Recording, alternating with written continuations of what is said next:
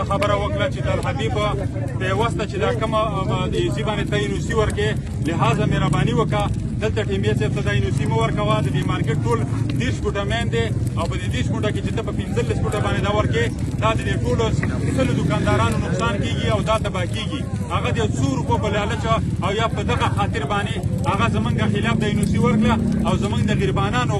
دکاندارانو چې کومه روزي ده هغه بنده کړه او د هغه د بندولو کوشش کوي لهذا موږ هم د دغه د پی ټي آی د ممبرانو نه دا غوښتنه کوو په کلکه یې کوو چې د دې کلک دا چې د نن نه دا د دې ضلع نه بدره کوي او دا ولېږئ داسې ناهله داسې ناهله او داسې کرپټ انسانه موږ ته نه دی پکار او بلکل یې روپۍ اخیستې دي زموږ سره ظلم کېږي ناروا کېږي په موږ باندې دا جابران دا جاګیران په موږ باندې ډک ګاډی راوخېجو او موږ یې ټول په دغه تبلیغ زخمي کړو صحیح ده موږ غوښتنه کوو د خپلو امپیاګانو صاحبانو نه چې موږ دلته دا ظلم نور نشو برداشت کولی